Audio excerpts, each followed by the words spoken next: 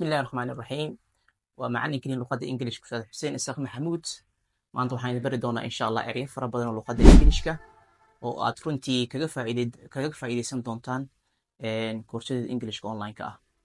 Ereyada Ingiriishka waa ereyo faa'iido leh insha Allah maadaama aad tihiin arday baranaya luqadda Ingiriishka as a second language. Sidaa darteed waxaan go'aansaday inaan idin baro ereyo fara badan inta lagu guda jiro koorsada Ingiriishka insha Allah. Waxaan markaasi aan idinka dalbayaa inaad gaarsiisaan fiidiyahayga insha Allah meel waliba si ay bulshada Soomaaliyeed ay u wada gaaraan ay maaragta ay kaga faa'iideystaan ereyada Ingiriishka ah. Ereyadeyda maanta waxay ka bilaaban doonaan insha Allah. Maxaa lagu dhahaa afka Ingiriishka kabasho?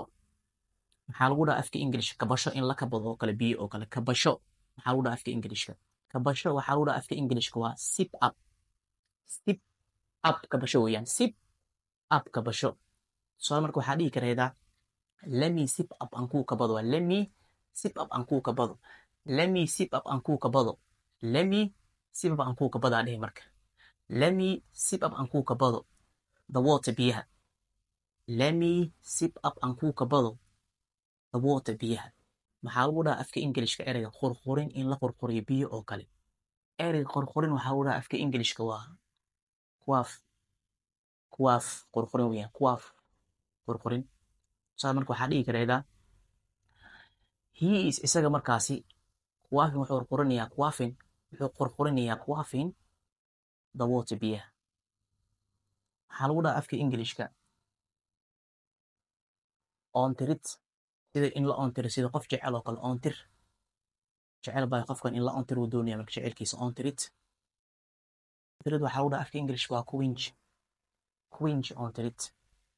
Su'aal marka waxaa dhihi karaydaa can you quench ma oontiri kartaa? Can you quench ma oontiri kartaa my yen oonkeyga waa yen ereyga yen waxaa la oon waa isla oonka laakiin midka jecelka weeyaan waa oonka caadiga ah qofka biyaha u baahan yahay ma aha yen.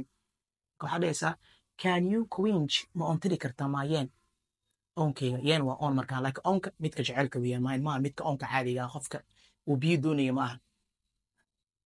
Waxaa lagu dhahaa afka Ingiriishka waraabin in la waraabiyo ruuxa oo kale waraabi ruuxeyga waraabin in la waraabiyo sida ruux oo kale. Lagu dhahaa afka Ingiriishka waraabin waa slake. Slake waraabin waa slake.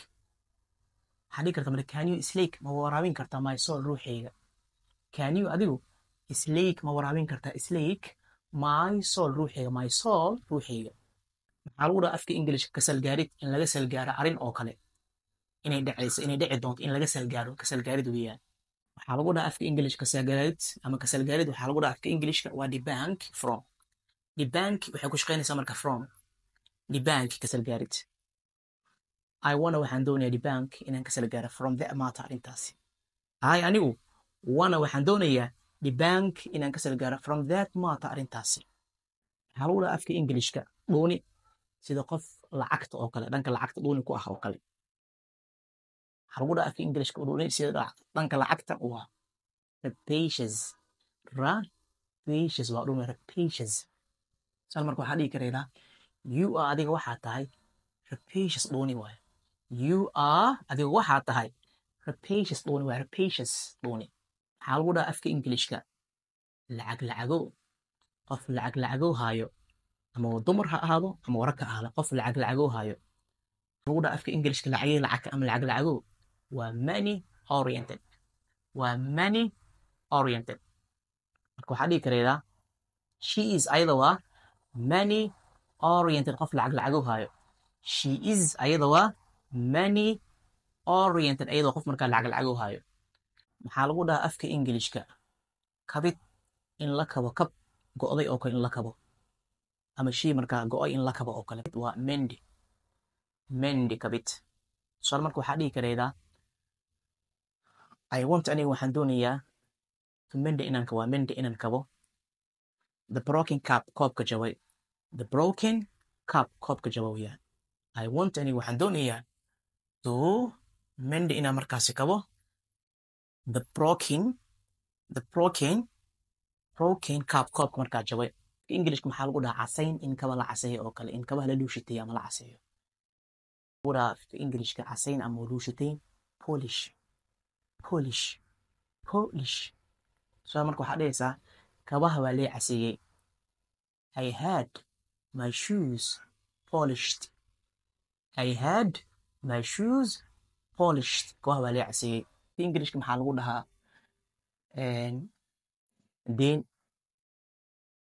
deyn qof in deyn aa ku lahaato oo kale deyn English deyn waxaa lagu dhahaa waa debt. So marka waxaa dhihi kartaa I'm in debt. I am in debt deyn aa liigu leeyahay. I am anigu in debt deyn ayaa markaa liigu leeyahay. Afka Englishka maxaa lagu dhahaa bugle. Buglaha yar ay marka ciyaarka ay ciyaaraan waa ciyaalka yariska ciyaaran bugle. Afka English bugle waxaa lagu dhahaa stick ball waa bugle weeyaan. waxaa dhihi kartaa marka the children caruurtu are playing waxay ciyaarayaan waxay ciyaarayaan stick ball waa bugle stick ball. The children caruurtu are playing waxay ciyaarayaan stick ball bugle. Englishka maxaa lagu dhahaa dhex ku jiro in dhex ku jiro la ciyaaro oo kale ciyaarta dee waxaa garanaya ciyaartooyda baa garanayo dhex ku jir waxaa lagu dhahaa keep away dhex ku jir waa keep away dhex ku jir. So marka waxaa dhahaydaa the players ciyaaraan waa the players ciyaaryahanadu are playing waxay markaa ciyaarayaan keep away dhex ku jir Englishka maxaa lagu dhahaa ku darsasho inaad hadal qof aad ku darsato oo kale ku darsasho dadaa hadla in hadal ku dhex darsato oo kale maxaa lagu dhahaa afka Englishka waxaa lagu dhahaa chip in ku darso waa chip in ku darsasho. waxaa dhihi kareedaa let me chip in aan ku darsado let me iyo ogolaada chip in inaan wax ku darsado halkani let me chip in halkana wax ku darsado. It's all my lesson for today. Inshallah, I'm going to teach you more and more other vocabulary in my English online class, inshallah. So if you are interested in my English online classes, you can contact me, the number on the screen. So, and I also request you to reach my video everywhere, as you know, a lot of students who are learning English language as second language to reach. Thank you very much for watching my videos. Bye for now.